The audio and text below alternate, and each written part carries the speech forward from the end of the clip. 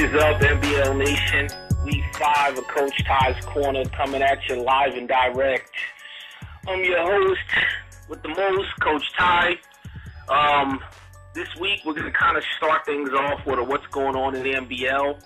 By now, I'm sure most of you have checked out the new site sponsored by Madden Daddy. I think it's really cool. It might even be better than last year's site. Granted, there's some stats and stuff we're missing, but daily as we go along this process, these things are being added. So I'm good to go, knowing that we're going to have everything we had last year and more. Like, I'm loving the new Twitter feed on the left-hand side of the page when you open things up.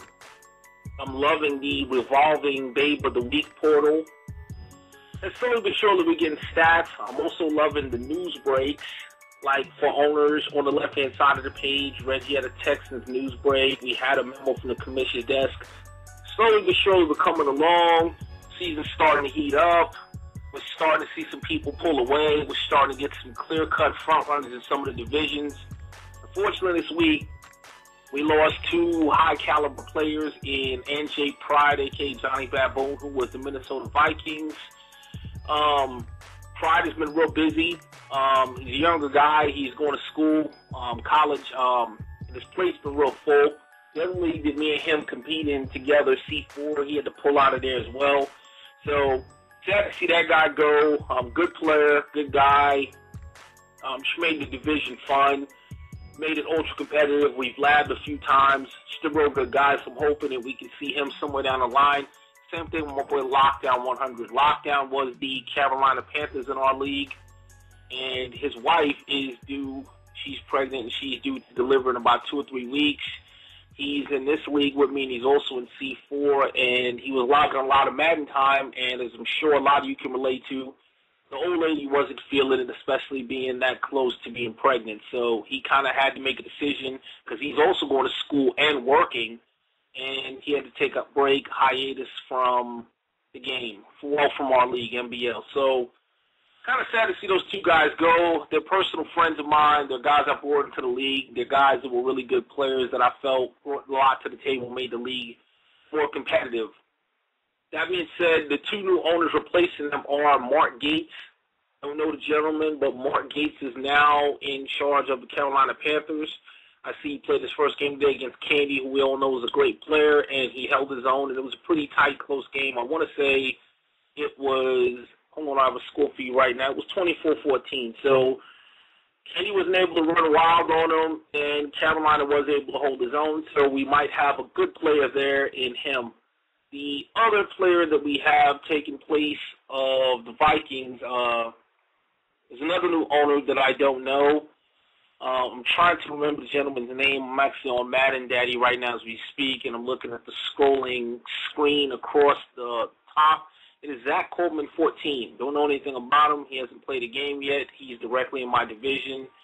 Let's welcome those two gentlemen aboard. Let's say bye to Locke and Johnny Baboon and hope they're able to return. And definitely looks like we're playing Mark Gates, and the jury is out on Zach Coleman.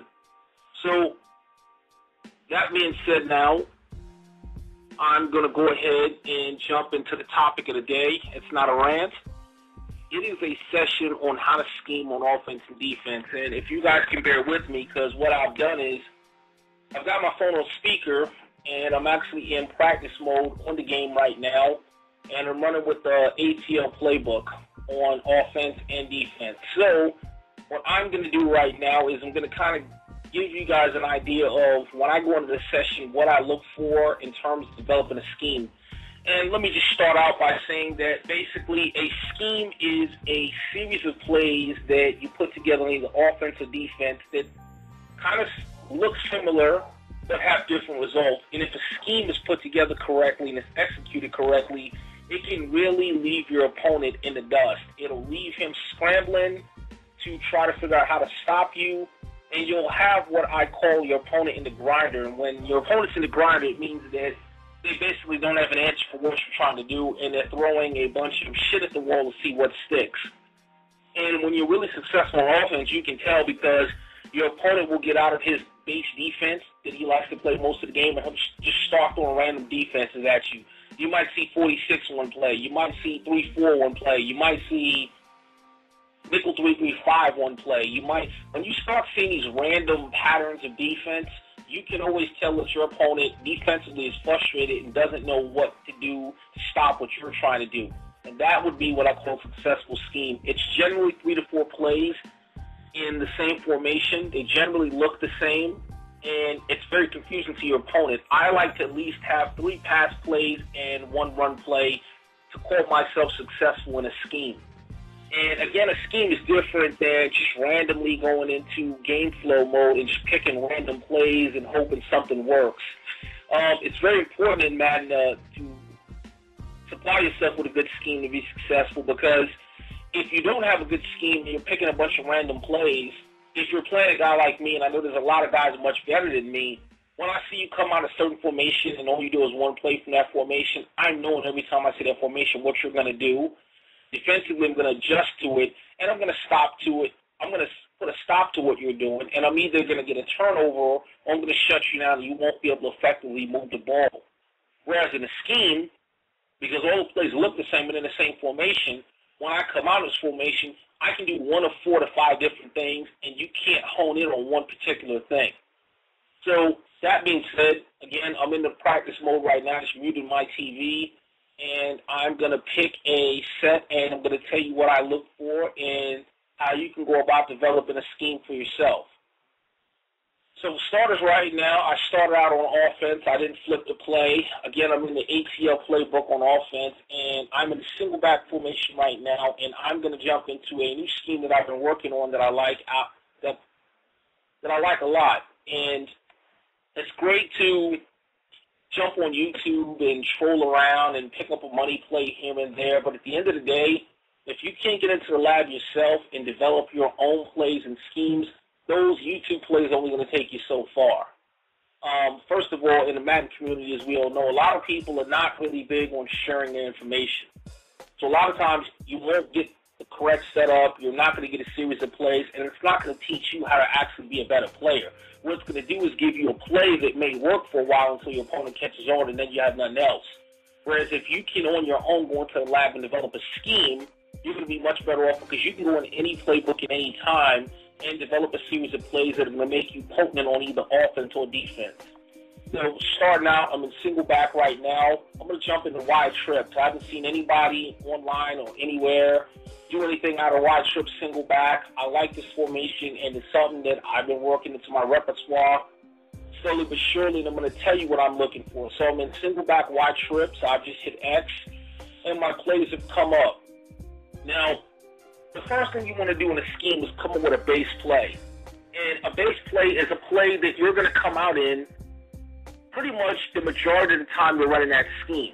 Now, you may audible out of that play and do different things out of it, but it's a set look that you're going to come out in all the time. That would be your base play. Now, offensively, what I'm looking for is, I seen this a long time ago on a Prima Madness, Madden Tips Now, S. Gibbs E. Falls comment, and Gibbs was stating that when he's scheming, what he looks for is he looks for plays with crazy routes. When in doubt, try it out, as I believe what he said. And you know what? I kind of got to say I like that, and I believe in it as well. When I'm looking at a base play, I'm looking at a play that's got a crazy man-beating route on it. That I don't care if Darrell Reeves is guarding this play, because of the way the play breaks. If I can throw and time my throw correctly, you're not going to be able to man that play up. So for me personally, when I'm developing my scheme, starting out with a base play, the first thing I'm looking for is a crazy man-beating route. And what do I mean by that? It can be a zig. It can be a comeback. It can be a curl. Something that you know for a fact, no matter how good somebody's man D is, they're not going to be able to stop it. So for starters, that's what I'm looking at in my base play. So again, I'm in wide trips, and I have 18 different plays out of wide trips to choose from. And a play that I like that I've looked at, there's a few good ones. This wide trail. I'm going to start off with this play, slot drive. And the reason why I like slot drive, first of all, let me explain single back wide trips. It's an under center play. Okay? It's really important, I think, to develop as many schemes as you can under center as opposed to shotgun, because under center now puts the threat that you can run the ball in your opponent's head. Whereas when you come out in the gun, there's some plays that you can run under gun, but they're nowhere near as effective as under center. Under center, you have to game plan defensively to stop me either run-wise or pass-wise, whereas gun, you can kind of load up more heavy on pass defense, and I like to have that opponent thinking I could run the ball. So in wide trips, it's under center. I've got a running back, I've got 3 wide receivers, and I've got a tight end on the line who basically can be considered an unbumpable, as well as the running back if I send him out. So I have the potential to run from single back wide trips. I also have the potential to have 4 to 5 receivers every play at my disposal. So the play I'm looking at in the ATL playbook single back wide trips is called slot drive. And the reason why I like slot drive is 1 solitary receiver to the left. It's got a tight end on the line to the right, a slot receiver on the right, a far right receiver, and then you've got your running back. Okay? Now, obviously, when you're scheming a play, you probably just want to run it stock initially out the gate to kind of get an idea for how the routes develop. Now, again, going back to my crazy man-beating routes, the receiver on the left-hand side runs an inverted curl, and it's hard for me to describe what it is, but it's not your standard curl where your receiver runs straight out, turns around, and you throw the ball passively down.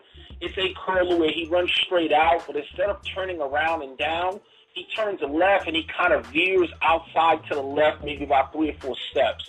Again, if a pass is timed right, I don't care if Asamoah or Revis is on that route, he's not going to stop it. Unless he's usually in that play and he knows it's coming, and even then, good luck trying to stop it. So that's why I like slot drive. Now, I've ran this play a few times stock, so I already kind of know how it develops. Now, I'm in the lab. Defensively, I like to pick a random play. I mean, a lot of people they'll lab it cover 2 first, then cover 3, then cover 4, then 2 man under, and they'll look at how the play develops against all of those defenses so that they know where the weak spots are on the defense when they execute that play in the game. For me, since I've just recently developed a scheme about a day or 2 ago, I kind of know how everything looks already out the gate, and I'm just trying to give you an example of a scheme and how I like to run it. So I love my New York Giants, so whenever I lab with my Giants. I've got Barden out to the far left. I've got Bradshaw as my running back. I've got Beckham in the slot. Beckham is the tight end on the line, Cruz on the right slot, and Nix on the far right, okay? And the single back wide trips is spread out pretty much. If you're not familiar with the single back wide trips, just think of a spread flex formation, except under center, and that's what wide trips is under single back. So now as it stands, the custom way to run this is Barden's on the far left. He's on that inverted weird curl route that I told you about. Bradshaw on the center and slot drive is in a delayed blue route. And for those who are not real familiar with blue routes, it's a play where the running back's first responsibility is to stand and block. And then secondly, once he's completed his block assignment, he'll flare out on a route, normally kind of just off the line of scrimmage. Travis Beckham, the tight end on the line of scrimmage, he's in an in route to where basically he's going to head down about 10 yards and he's going to cut in. Victor Cruz on the right slot is on a drag, and Hakeem Nicks on the right is on a weird streak, but it's not a straight-up streak. It's a streak that kind of inverts and kind of makes its way in toward the middle of the field. So now, again, this is my base play out of the single back wide trip, just to give you guys an idea of what I do when I'm developing a scheme and what I'm looking at. Now, I don't like the base play as is. Love Barden's weird inverted curl on the left, so I'm going to leave that alone. What I'm going to do here is I'm going to leave Victor Cruz on the right on his drag. I'm going to take Hakeem Nicks on the far right, and I'm going to slant him in. I'm going to leave Travis Beckham, the tight end, on his route, which is an in. And I'm not going to run Bradshaw this play. I'm going to streak Bradshaw out of the backfield. Now, keep in mind, if you don't know what this play is or what it's designed to do, you're thinking maybe I'm running. Okay? You don't know if I'm going to run or pass. A lot of people don't care or don't bother to guard the running back out of the backfield. If they do manually guard him, they do it for a short period of time. So frequently, if you use your running back out of the backfield on streaks, flares, screens, etc., they're open, viable options because people forget them because they start out in the backfield. So now, I picked a random D. Don't know what D is going to do. I've got my play set up. It looks like, if I had to guess, man, 2 man under because I see 2 high safeties prior to the snap. It could be a cover 4, but I'm going to guess that it's either a 2-man under or cover 2 prior to the snap. So now I'm going to snap the ball. I'm going to tell you guys kind of what I see and what develops and what's happened. First, blocking-wise, I'm going to block my line aggressive, okay? Because the defense doesn't look like they're in a blitzing position. And here's the snap, and I'll tell you what we have here. Okay, so what just happened was I snapped the ball, and basically I was right, it was man. Now, Travis Beckham, the tight end on the right side, his icon lights up immediately off the line of scrimmage. And remember, I have the running back, Ahmad Bradshaw, on this particular play set up on a streak. So what I did was the linebacker played Travis Beckham to the outside. I pass led into the inside. And for those of you who don't know, and I'm sure you do, pass lead is simply throwing your pass the regular way you're going to throw it, but with the left analog stick, basically scooting the ball to the left, kind of angling it to the left. And it could be the right analog stick. I just jumped off the game for a second here and stood up to stretch my legs, so pardon me if I'm incorrect, but try either analog stick and basically pass leads the ball inside. And it's common tactic everyone's running. So the result of that play was Travis Beckham caught the ball for a 10-yard gain immediately out the gate, and we're good to go. Now, going back to the whole premise and idea behind the scheme, again, that's my base play. So it means I can consistently come out in this one play on a regular basis and just keep running that play because I've developed 3 to 4 different leads I can go to on that play. So if you think you're going to be smart guy and, okay, well, I'm going to jump on the tight end, well, remember, I'm streaking the running back to the left side out of the backfield. So I can hit him on the pass lead. Depending on the defense, I can hit Barton on the left on the inverted curl.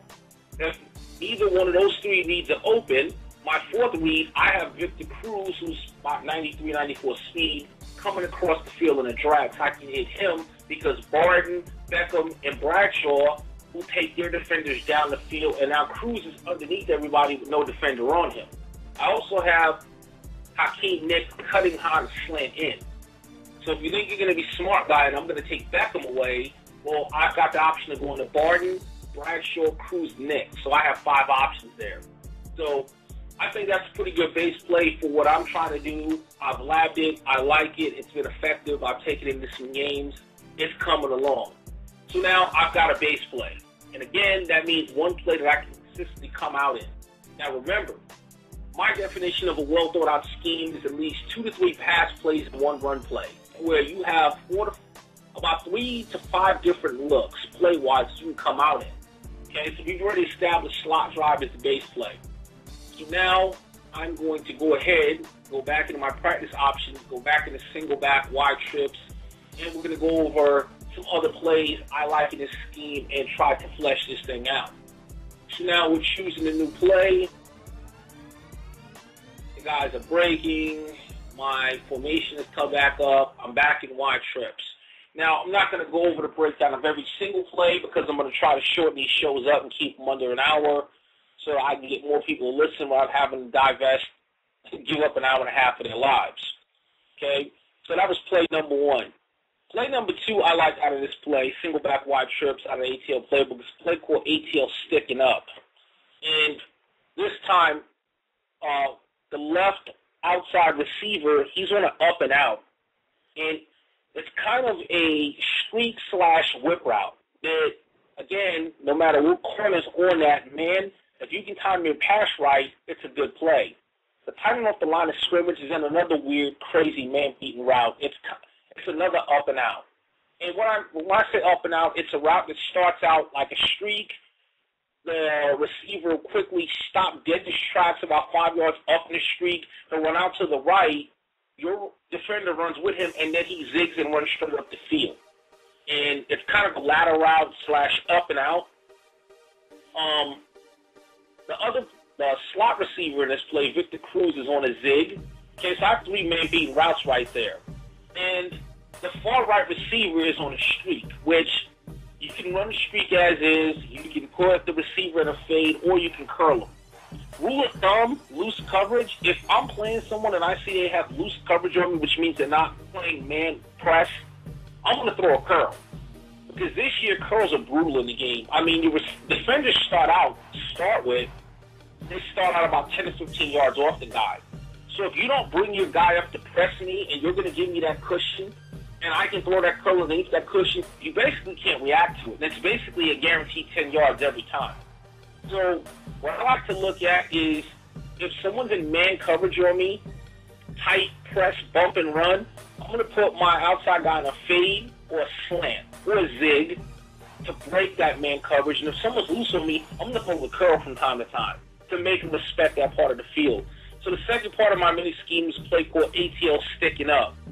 I've got 3 man, actually the potential for 4 man beating routes, and that's not including what I want to do with the running back. Do I want to swing them left? Do I want to swing them right? Do I want to streak them? Do I want to put them on a wheel route?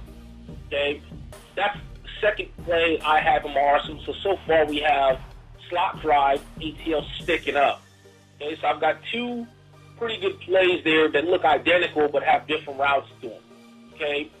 Now, the third play I love to run is wide trail, and anybody familiar with the game understands wide trail in any formation is the same. And single back wide trips, both of the far outside receivers, they were on fades. The tight end on the line of scrimmage does a weird angle route, and the slot receiver does a slant in. Okay?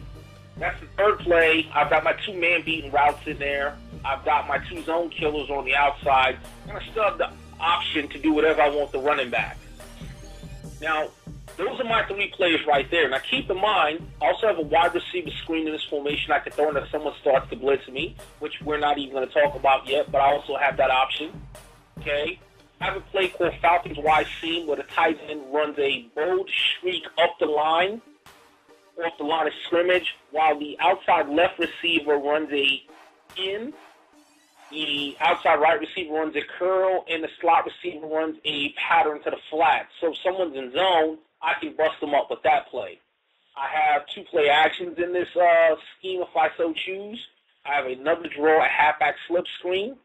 So just in the plays that I really like, I've given you my 3: slot drive, ATL sticking up, and wide trail. So there's my 3 pass plays. Run plays, I have a few. I can run ATL zone weak, which is a off-tackle play to the left. I can hit you with a halfback draft. I've peppered you with about 3 or 4 passes, and you're thinking pass. That drill really kills people playing pass D. I've got a halfback dive. So I have my 3 plays on offense. I have my choice of 3 different run plays. Now, if you take these plays into the lab and you execute properly, you will see that if you get the timing down on your throws and the routes break, and you mix those 3 pass plays I gave you in with those 3 runs, really, if you really got good enough at it, you can run that the whole entire game and have your opponent guessing every time what you're going to do. So now, that was just a small example of how you can go about adequately labbing an offensive series of plays. You can do it with any playbook. You can do it any way you want. But again, my ratio and yours could be different. Yours could be 2. Mine is normally 3 pass plays and 1 to 2 run plays before I'm ready to roll this out and say we have a scheme. Okay? So that was the offensive side of the ball. Okay? Now I'm going to basically flip sides in practice mode, and we're going to talk about the defensive side of the ball. So I'm flipping sides, and obviously I've got to run one more offensive play before it takes effect. I'm putting the computer in random. It's a power I'm going to run out of this formation. And I ran it, and what do you know? Because I've been running the same pass plays that the computer AI is thinking pass, Rob Bradshaw, I dip back inside and got a 10-yard run. Too bad I can't do that in the NBL yet. But that's another story. So now we're on defense, and I'm going to pick a random set, let's say 46, because I'm in the ATLD book. I'm going to go 46. I'm going to change my package to speed because everyone knows if you're going to play the 46, you're doing it to have more corners on the field that are faster. And let's start out with a base play, okay? A base blitz. Now, inside blitz in the 46 speed pass brings 1, 2, 3, 4, 5, 6, okay? A lot of people are not a fan of bringing 6 because if you bring 6 on a blitz, you've got 5 in coverage. which ain't the greatest odds in the world, so you're really banking that that blitz can get in there.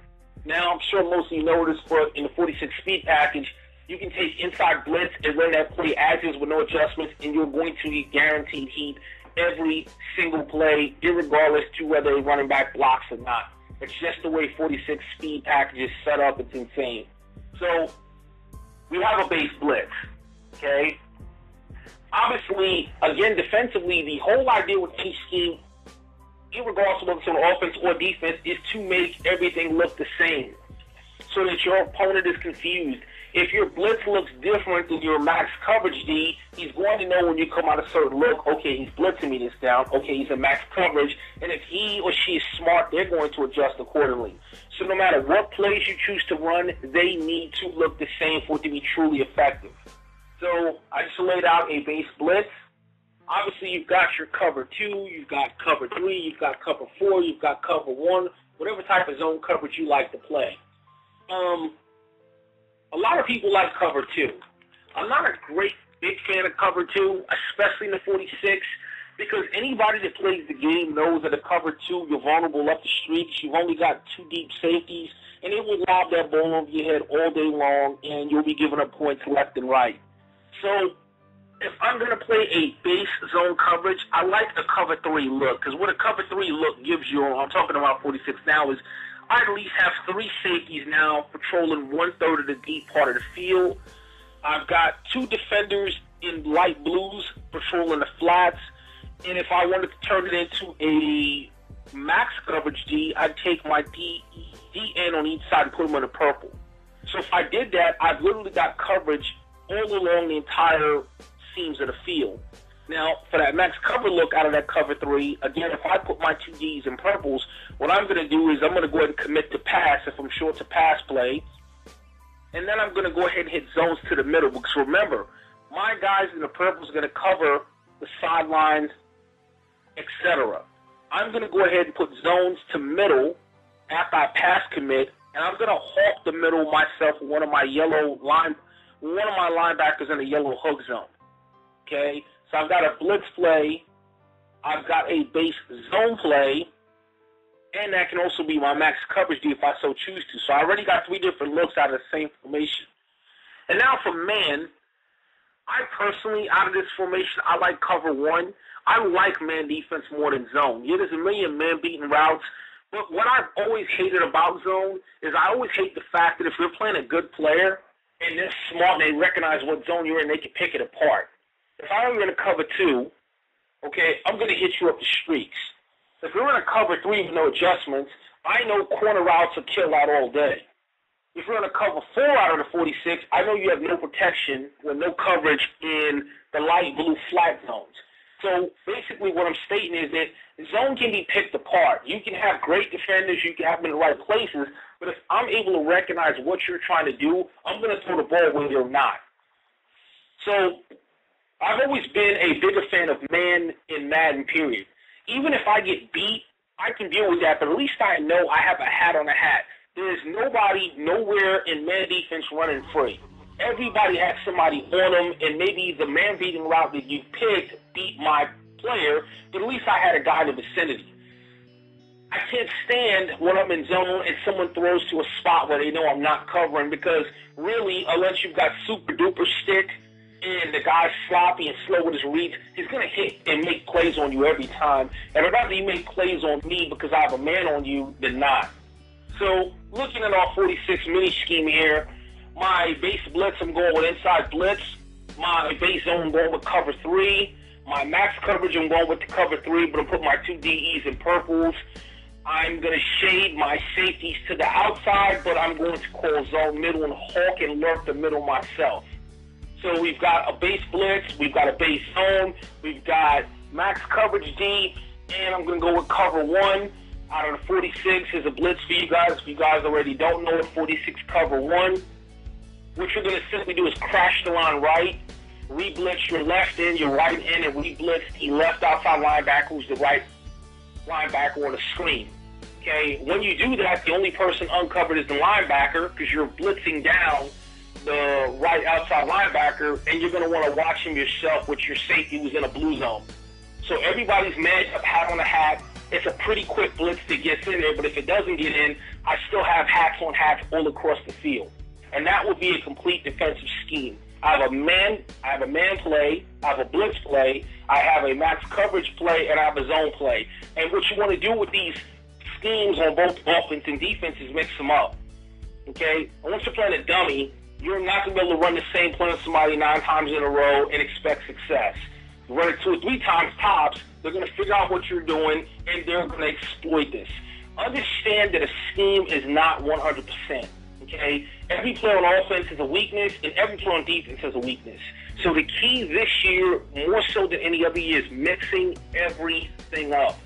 Okay? You want it to look the same, but you want to give them a different look so that when I come out of 46 package and all of a sudden they're saying, okay, he's bringing a blitz, but I'm in that cover 3 max coverage, they're looking to throw the ball pretty quickly to avoid being sacked.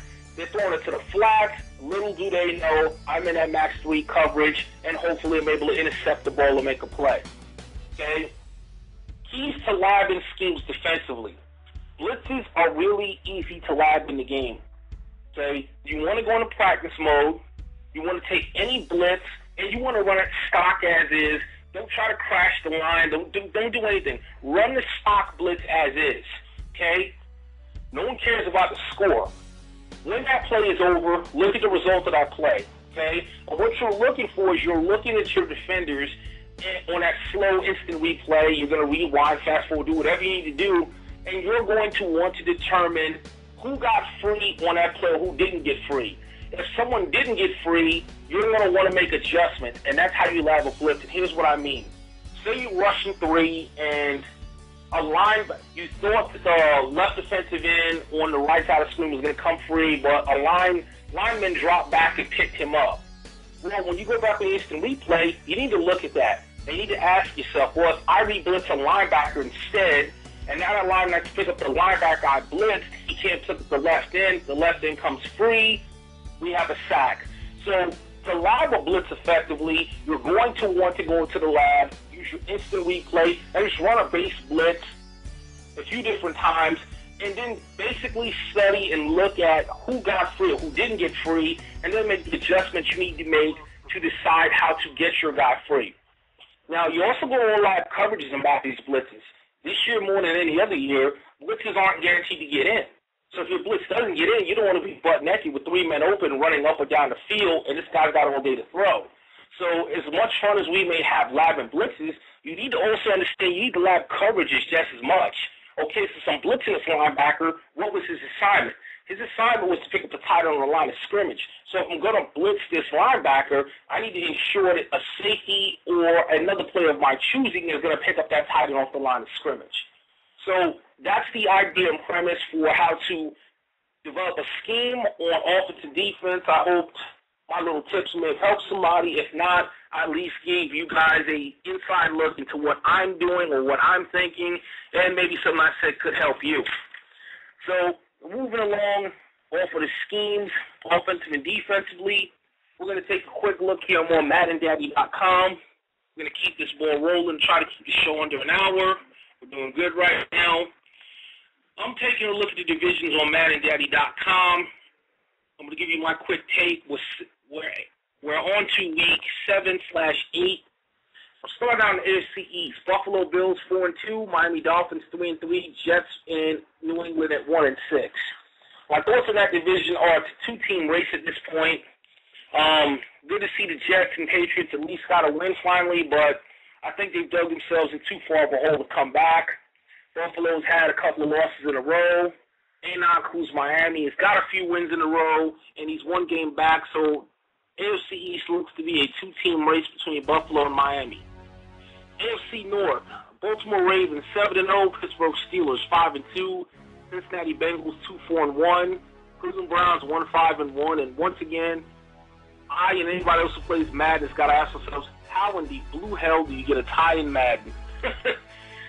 Obviously, it happens. It happened this season. It's happened every season in the NBL so far, so it does happen. But we all know about ties. I think you might as well go ahead and kiss your sister and call that a day if you're going to settle for the tie. Anyways, Cincinnati and Cleveland definitely look to be out of it. I think they're in too big of a hole to make any noise. The Steelers are not far back. I mean, Baltimore's playing excellent football right now, but the Steelers only 2 games back. They're playing good football. I'm pretty sure those guys have got to play each other somewhere down the line, so the Steelers have a chance to make some noise there. So I'm going to go ahead and say the NFC North is a 2-team race. NFC South, Tennessee Titans 5-2, Jacksonville Jaguars 5-2, Houston Texans 4-3, Indianapolis Colts 3-3. Hustle Man, Coach Hustle Man, started out miserably, and he's fought his way back to respectability of 500 to 3-3. That's a wide open division. No one's comfortable. Tennessee Titans, Coach Sykes likes to run a fast-paced huddle, no-huddle type game plan. Loves to utilize Chris Johnson. Jacksonville Jaguars are killing it. They are crushing it offensively. I mean, Roethlisberger, we're going to talk about him later on in the show, looks like the maybe early MVP of the league. That guy's offense, Coach UGA, though, I think the guy's put up 56 points a game. I'm not exaggerating. It seems like every time I see one of that guy's final scores, he's got 56 points. Obviously, he's got 2 losses, so he can be beat, but the key to beating him is going to be offense. Coach Reggie and the Texans has kind of been hit or miss. I mean, there's guys, games that he comes out and looks like the class of the league, and then there's other games where he'll take a bad loss, and you kind of don't know what to expect, but he's always a player. He's a great player. He's always in it. So that division is wide open. It's going to be fun to watch. NFC West, Chargers 6-0, Broncos 3-3, Chiefs 3-4, Raiders 0-7. Raiders are out of it. Chiefs, my boy Jameis, he's played some great ball this season. I love that he bounced back from that bad season last season. Denver's 3-3. Benny, he's been pretty quiet lately. Fulgross is just a beast in that division. He's a powerhouse. He's probably top 5 in our league easily. It's going to be pretty hard to overtake that guy, but Kansas and Denver are not totally out of it, but unless Fulgross collapses, that's his division for the taking. NFC East, the Giants 7-1, Philadelphia Eagles 4-2, Redskins 4-4, Dallas Cowboys 2-5. Cowboys didn't get off to a good start. Hellraiser for the Redskins got off to a great start and has recently fallen upon some hard times. Philadelphia Eagles, Philly's playing some great ball. Coach Philly all commish, but the Giants are a freaking beast. So even though Philly's playing some great ball, it's going to be hard to basically... Actually, I take that back. You know what? The Giants are 7-1. They've got 8 games in. Philly's 4-2. He's got 6 games, and he's only 1 game back.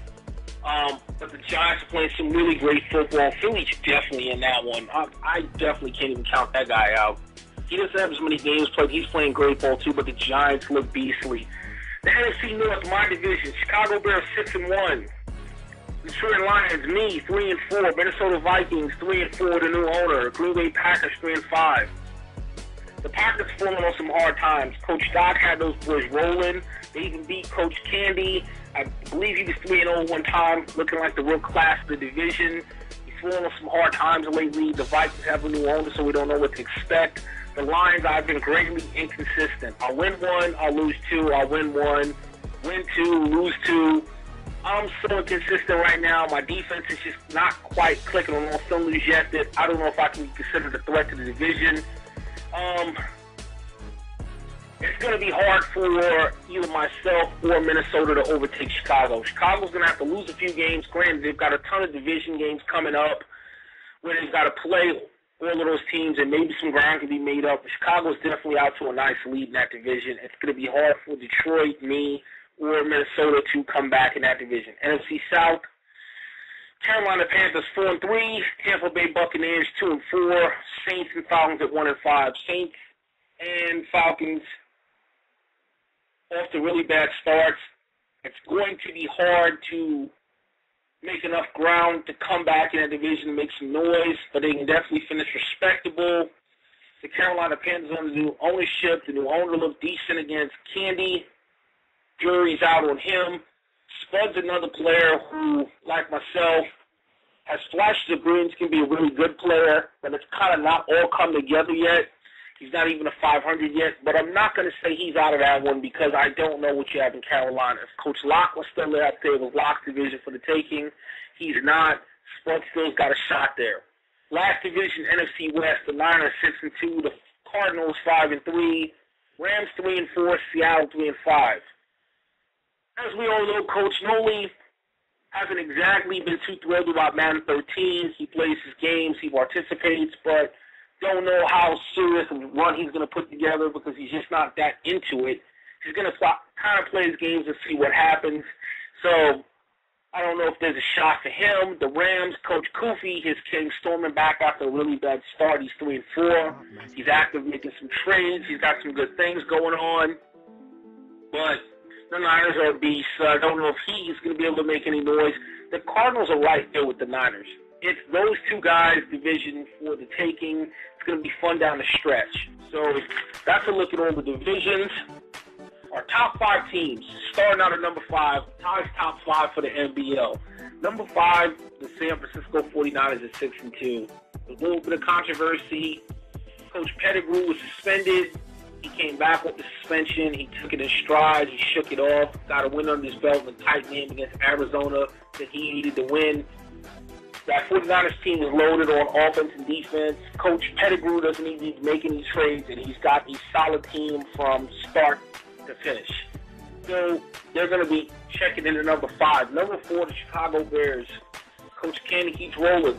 I played him this week. It was a tough game. He got out to a pretty big lead on me. I want to say it was about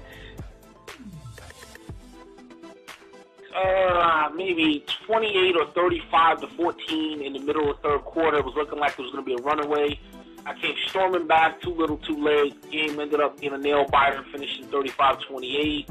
Coach Candy is a weird one because he doesn't do any one thing that's mind-blowingly great, but he does everything well enough on all sides of the ball. He plays solid defense, prefers the coverage style D. It's solid. He doesn't make too many mistakes on offense. He mixes in a good portion of run with pass. He's a solid player all around. You can't look at one part of his game and say he's weak there. You've got to play him. You've got to play a perfect game to beat him. I'll say that. He checks in at 4. Number 3, the New York Giants.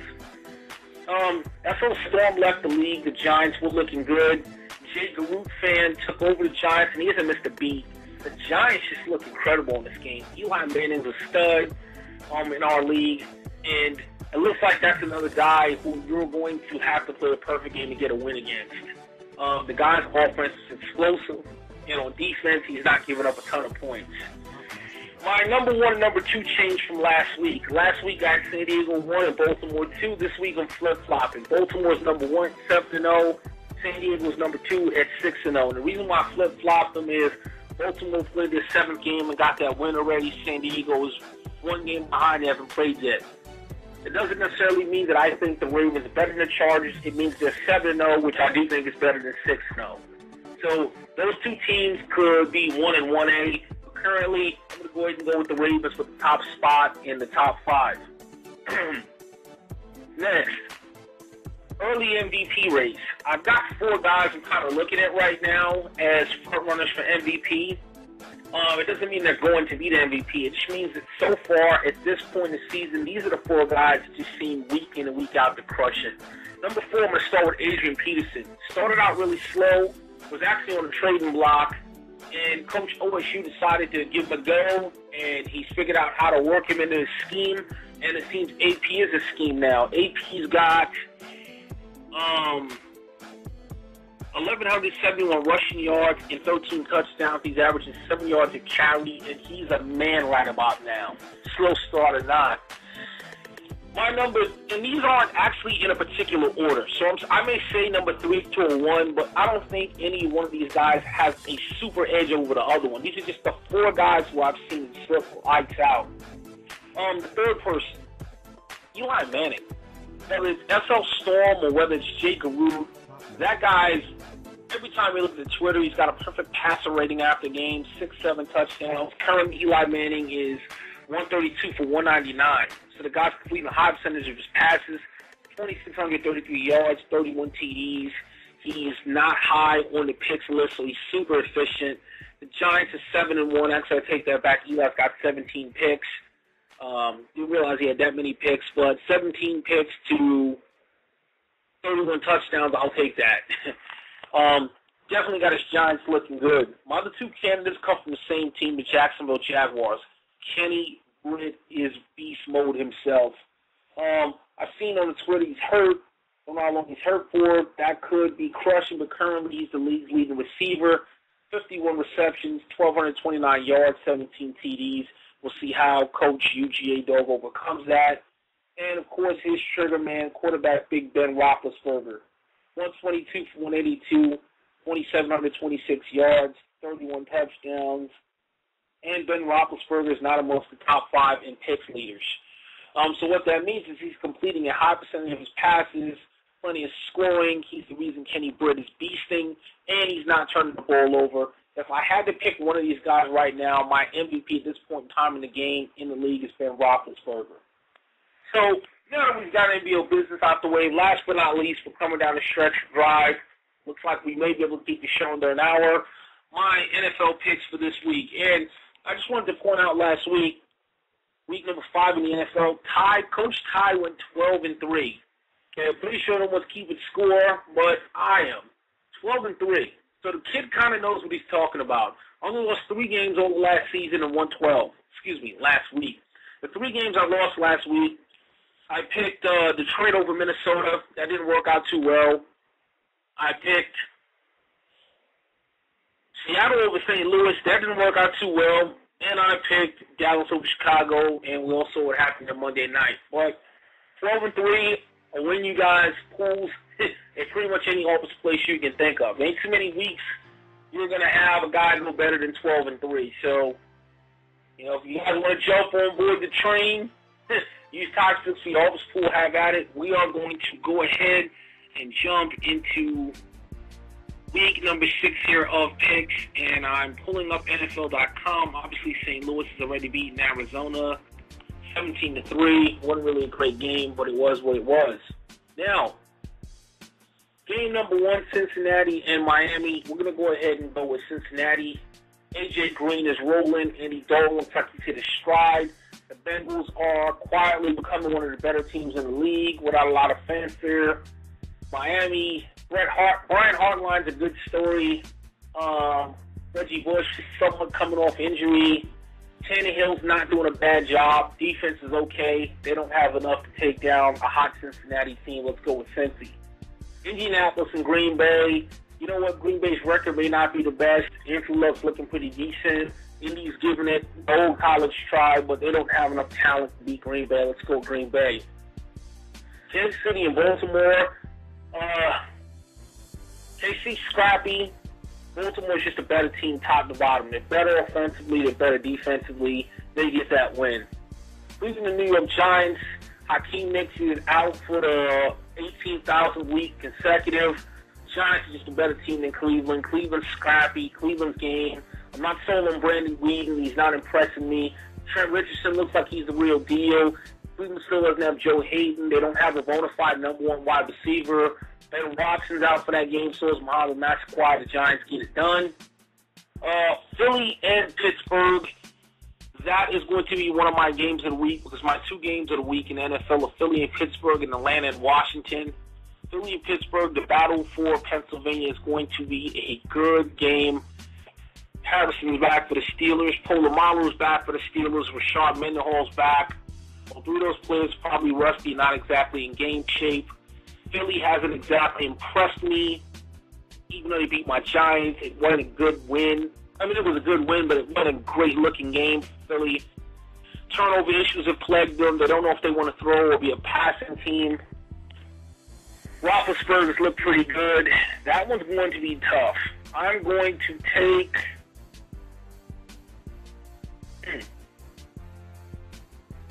I'm going to take Philly in that game. As close as it is, and even though Philly's not exactly clicking, I just think they're too athletic. Pittsburgh's a little older, they're a little slower. Even their returning star's not in game shape. I'm going to go ahead and give Mike Vick the edge in that game. Let's go with Philly. Atlanta and Washington, my number 1 game of the week. Great game. The Falcons are red hot. They survived a close game, pulled it out against Carolina. Matty Ice is on a roll. Roddy White's balling. Julio Jones hasn't even showed up yet and is still getting it done. Turner's running and catching touchdowns. That Atlanta Falcons D is one of the best in the league. RG3 is playing great for Washington. The Rappaport and character injuries really are going to hurt them this game. I think Atlanta gets it done. A big, exciting game, though. Seattle and Carolina should be an interesting game. Carolina, after dropping that egg against the Giants, they bounced back, played a pretty good game against ATL. They came up short. Seattle's coming off a pretty flat game in which they lost recently. Surprised that they lost last week. Seattle's real athletic. I think they're able to figure out how to deal with Cam Newton and triple option. I'm going to go with Seattle to bounce back this game. Chicago and Jacksonville, I'm not going to really delve into that one too much. I don't think Chicago are 100% back, but they're definitely talented enough to beat Jacksonville. Tennessee and Minnesota should be an interesting game. Chris Johnson bounced back like the old CJ2K of a couple of years ago. I think he had 145 yards rushing last week. Locker looked decent. Minnesota, Adrian Peterson's running pretty well. Ponder's not turning the ball over. I'm going to go with Minnesota in that game. That one's a pick 'em, but I'm going to kind of ride with Minnesota there. Denver, New England, you know, when everyone wants to build up the Brady Manning Bowl, at the end of the day, Denver is playing Denver is playing New England. New England destroyed Buffalo. They look to be clicking on all cylinders. Wes Welker is a big part of the mixing in. It's not about Manning and Brady. It's about Denver and New England, and New England's better than Denver, even though New England does traditionally struggle with Denver. I'm going with New England. Buffalo and San Fran. Buffalo plays decent defense. Not going to delve deep into this one. San Fran rolls them. San Diego, New Orleans. Here's my shock of the week, guys. New Orleans gets win number 1. I know you're probably thinking it's not that big a shocker. New Orleans is not a bad team, but they are winless in case you didn't know. They get their first one against San Diego. San Diego shows flashes of brilliance, but they're really inconsistent. New Orleans gets weak. Their first win of the year. Houston, New York, I'm not going to delve deeper into that. Houston rolls the Jets. It's a Monday night game. I don't think it's going to be exciting to watch. I don't think it's going to be competitive. I think this is the game that gets everybody yelling for Tebow to take that starting job over Sanchez. So there are my picks for the week. Last but not least, I just got a news flash from my editor, Coach Reggie, who has just announced that he has acquired Marquez Colston from New Orleans. So trade has been reached, and now Coach Reggie, along with having Darren McFadden is back from Andre Johnson, now adds Marquez Colston to that mix. It should be really exciting to watch that team. Got a great defense. They've got a really good offense now. If Sharp stay healthy, McFadden stay healthy, look for the Texans to make some noise here down the stretch.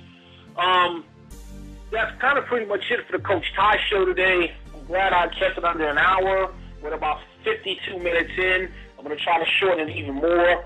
Next week, I'm looking to bring on a special guest, either Fogra, if I can grab him, or Coach Kofi of the Rams, or Jamae, or someone else of my choosing, which my engineer Reggie is asking me to basically let you guys know that this is called Coach Ty's Corner for a reason.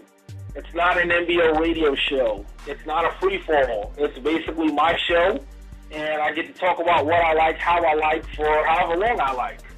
I have no problems with guests coming onto the show. I actually encourage it. I have no problem with giving guest segments, but this Coach Reggie was telling me that he's had a coach or two basically trying to bogart him to demand a segment on the show. So just wanted to clarify again, this is not an NBO radio show. It's not everyone call in free for all and yada, yada, yada. It's a Coach Ty show. If you want in on the show, no problem. Set it up with me and Reggie. We can let you come on and talk about whatever you'd like to talk about, and we can let you get it in, but not to be mistaken with it's your right to. So that being said, guys, enjoy the Week 6 games. Good luck to everybody out there. Hopefully you guys heard about the show. Hopefully you enjoyed it. Hopefully you can hit the lab with the scheme tips I gave you and come up with your own good schemes to ride to success and victory. And good luck to everybody. Have a good Week 6 or Week 7, and I will see you next week for the next installment of Coach Ty's Corner. I'm out, everybody. Take it easy.